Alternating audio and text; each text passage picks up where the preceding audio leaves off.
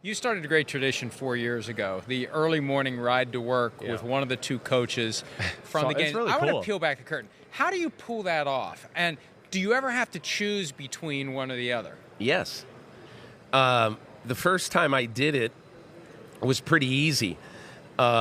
It was Doug Peterson versus Bill Belichick, and Bill Belichick hasn't talked to me in 16 years. So obviously, he was like, "You can hitchhike on the side of the road. Yeah, that's how you can get to the facility, Peter." Yeah.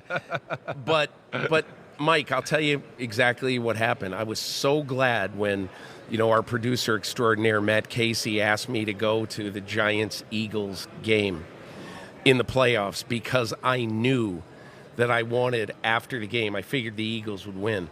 And I knew after the game, with no PR guy around, that I was going to ask Nick Sirianni if I could do this. Right. And I knew that it's kind of hard to say no. You put the pressure on right him. with you, I said, hey, I got this kind of tradition that I do. And he goes, yeah, I remember you did it with Doug Peterson. I remember that. And so he said, yeah, I'll do it. No problem. So it isn't as hard as you think, Mike. Like, you're in their driveway? Like what? I was waiting outside. I mean, remember Saturday morning? It was really cold in the east. Right. So it was 4 degrees, whatever it was, wind chill, but it was 4 degrees. And he said, I'll be out there at 6 o'clock. So I had a car there, and the car dropped me. And so I'm just standing there, and here he comes at 5:57. So it was perfect. Got in the car. We went to the office. The amazing thing about this one, you just can't make this up. 5 years ago, I did the exact same thing with Doug Peterson. Would you believe it? His parking space, being the head coach, is the best parking space there. It's the closest one to the door. Doug Peterson backed into his parking space, and we took like 15 more minutes to talk the day I was there.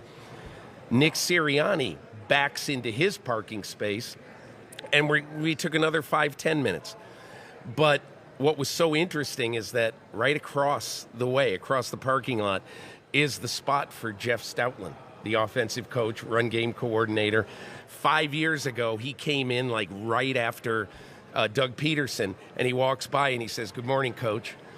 And this time, the exact same thing happened. That's he crazy. parks and he waves, and I couldn't believe it. And I told Sirianni, and Sirianni said, "Hey, hope that's a good omen." But here's the one thing. Yeah, give me the under the hood look of Nick Sirianni. Can I just tell you what interests me a lot, Chris? Right. Okay, so he played high school football for his dad. Right. Small high school, Jamestown, New York, absolute western part of New York State. Town of 28,000. It's where Roger Goodell's from, where Lucille Ball is from. Wow. Yeah. Wow. Anyway, so he's in the small town, and then he decides he's an undersized receiver, and he wants to go play college football. He goes to Mount Union, to this national Division III power. While he was there, in the 4 years he was there, they won 3 national championships. In one of the national title games, he had 3 touchdown catches, and they beat Bridgewater State. And so all of this stuff. But Chris, I just thought to myself, okay, meat and potatoes, Midwestern football, small college football. Got to run the ball. And you know what it was with him?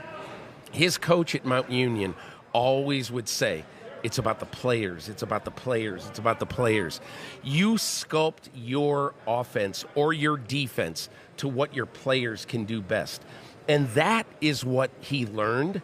And that is what he has done here. He's not married to any one system. If he didn't get hired in this offense. He didn't get hired because of this. Right. That's right. Right. And so if he has a quarterback who's going to run for 1,000 yards, okay, we're going to take advantage of him. Right. He told me that his coach, Larry Karras, went to a game in Indianapolis when he was the offensive coordinator of the Colts, and he goes, "Let me see your play sheet for the game."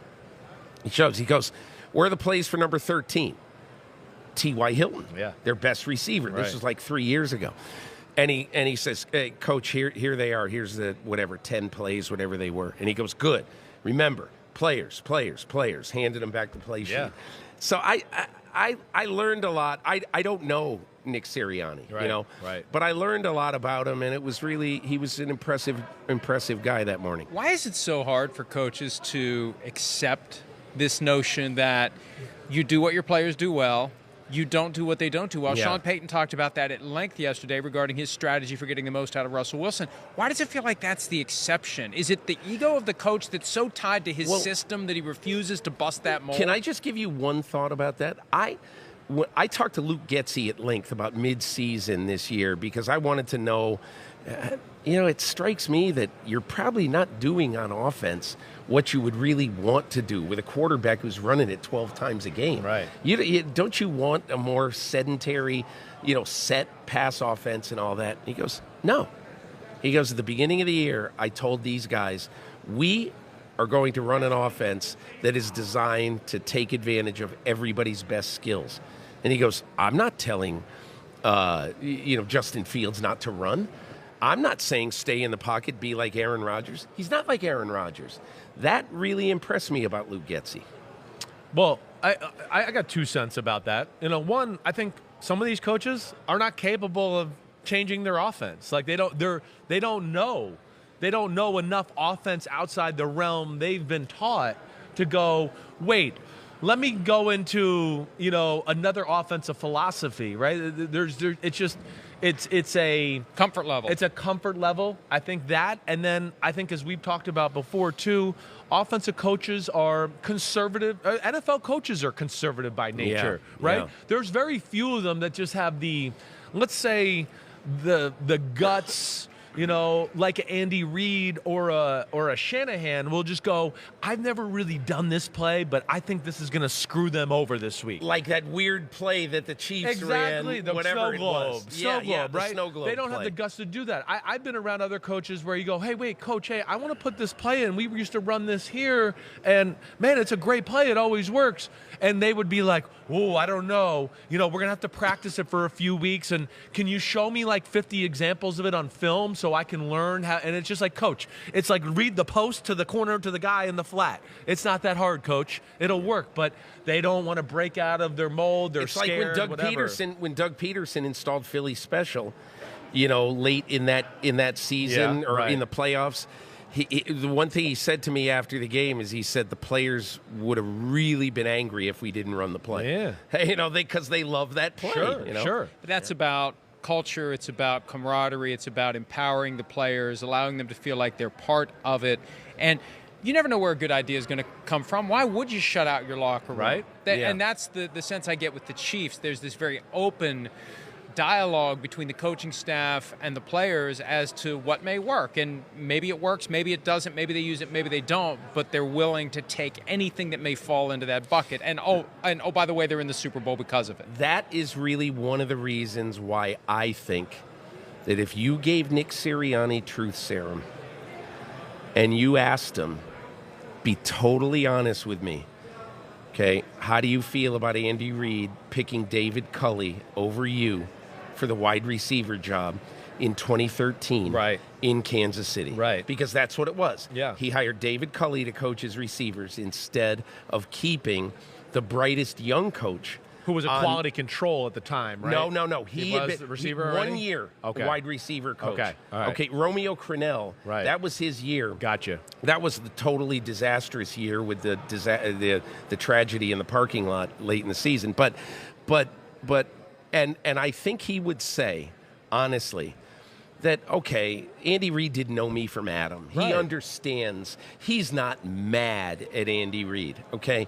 But I do think that one of the things he would say if you gave him truth serum is that, hey, the one thing I think I might have been able to help him a little with, he certainly could have helped me with, is imagination.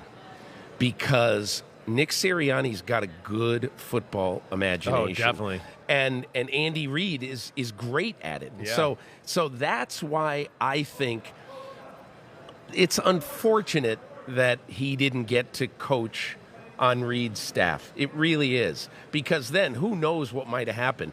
Would Doug Peterson have gotten the Eagles coaching job, off the Kansas City staff? Or maybe, and it probably would have been Doug. But, I mean... Matt Nagy? It could have been Matt Nagy. But I'll tell you this. I think Andy Reid would have soon kind of fallen in love. I was asking Scott Pioli. He was just an unbelievable coach. You could tell it from the first year. It's tough, right? Yeah. When you're Andy Reid, you're going to a new place. You want him. your people. Yeah. Exactly right. You want your people, to start off. You want things to start off on a good foot, right? That way. And then so I understand. That's part of the business. Yeah. And I know Nick Sirianni wanted to stay there, right? His wife is from Kansas City. He met her there. She's a school teacher. They lived in the same apartment complex. It's personal, but it's not personable, I think is what we're saying. Did you ask Nick Sirianni if it's a must-win game? No. Okay. Hi, it's Mike Florio. Thanks for watching PFT on YouTube. Hit subscribe for the latest news and analysis from Pro Football Talk.